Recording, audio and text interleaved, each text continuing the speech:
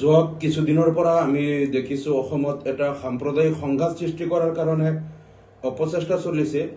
উজনি অসমৰ দুই এজন স্বয়ম্ভু নেতাই তেওঁলোকে মিয়া জনগোষ্ঠীৰ বিৰুদ্ধে কিছুমান আপত্তিজনক মন্তব্য কৰাৰ বিপৰীতে মিয়া জনগোষ্ঠীৰ 2-4জন ল'ৰাই তেওঁলোকেও কিছু বিতৰ্কিত মন্তব্য কৰি আছে আৰু এইটো আমি ভাবো যে বিজেপি দলৰ চক্ৰান্ত। তেওঁলোকে 2026 বিধানসভা নিৰ্বাচনৰ পূৰ্বে অসমত এটা সাম্প্ৰদায়িক সংঘাত সৃষ্টি কৰি নিৰ্বাচনী বৈতৰণি পাৰ হ'ব বিচাৰিছে।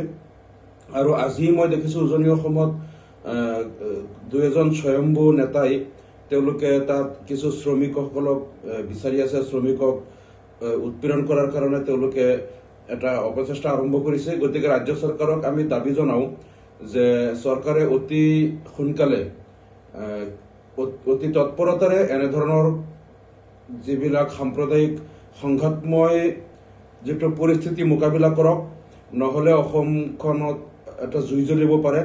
আৰু এই ক্ষেত্ৰত ৰাজ্য চৰকাৰৰ ভূমিকাও সন্দেহৰ ঊৰ্ধত নহয়, কাৰণ আমি দেখিছো স্বয়ং মুখ্যমন্ত্ৰীয়ে কিছুমান উচতনিমূলক মন্তব্য কৰি এটা সংঘাত সৃষ্টি কৰিব বিচাৰিছে। কেইদিনমান পূৰ্বে তেখেতে কিবা গাহৰি ফাৰ্ম খোলাৰ কথা কৈছে। গাহৰি ফাৰ্ম এইকাৰণে খুলি আছো যাতে মিয়া জনগোষ্ঠীৰ লোকে ইয়াৰ পৰা চুৰ কৰিব নোৱাৰিব। তেওঁ কিবা আঁচনি লৈছে, গাহৰি ফাৰ্ম কৰক, তাতে হিন্দু মুছলমানৰ প্ৰসংগ টানি আনি যিকোনো চৰকাৰী আঁচনিত সাম্প্ৰদায়িক ৰাজনীতি কৰাটো কোনো পধ্যেই গ্ৰহণযোগ্য নহয়। আমি তাক গৰিহণা দিছো।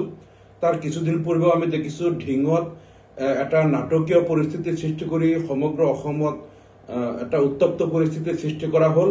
আৰু উজনি অসমত নামনি অসমৰ একাংশ শ্ৰমিকক কিছু লোকে মাৰপিট কৰি তাত তেওঁলোকৰ টকা পইচা আত্মসাৎ কৰি তেওঁলোকক খেদি পঠিয়ালে। সমগ্ৰ অসমখন এটা সংঘাতময় পৰিৱেশ সৃষ্টি কৰিলে, য'ত ঢিঙত এটা নাটক সৃষ্টি কৰা হ'ল। এইকাৰণে মই কৈছো যে যিগৰাকী কিশোৰী বলাৎকাৰৰ কথা কৈ তেওঁলোকে সমগ্ৰ অসম জ্বলাইছিল, আচলতে তাত ধৰ্ষণ বা বলাৎকাৰৰ একো ঘটনাই সংঘটিত হোৱা নাছিল। এইটো সম্পূৰ্ণ এটা কাল্পনিক আৰু এটা মনে সজা অপপ্ৰচাৰ কৰি সমগ্ৰ অসমখন উত্তপ্ত কৰি পেলালে।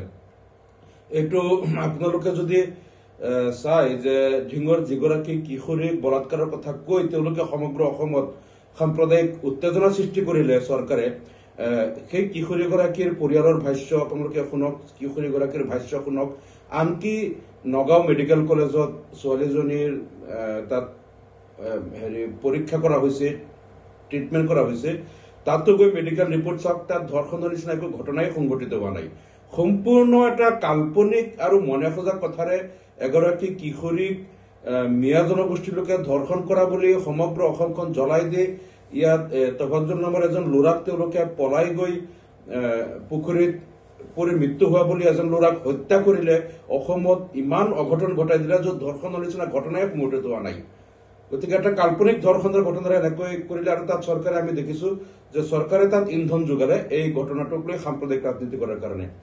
ঠিক সেইদৰে গাহৰি ফাৰ্মক লৈ চৰকাৰে ৰাজনীতি কৰি আছে। গতিকে মই অসমবাসীৰ হৈ মুখ্যমন্ত্ৰী মহোদয়ক অনুৰোধ জনাম যে আপুনি এগৰাকী সাংবিধানিক মুৰব্বী হিচাপে আপুনি এনেধৰণৰ কাম কাজ বা আপোনাৰ চৰকাৰৰ কোনেও যাতে অসমত সংঘাতময় পৰিৱেশ সৃষ্টি কৰাৰ কাৰণে অপচেষ্টা নকৰে। আপুনি কঠোৰ হাতেৰে এনেধৰণৰ ষড়যন্ত্ৰবিলাক আপুনি ব্যৰ্থ কৰক, কঠোৰ হাতেৰে দমন কৰক।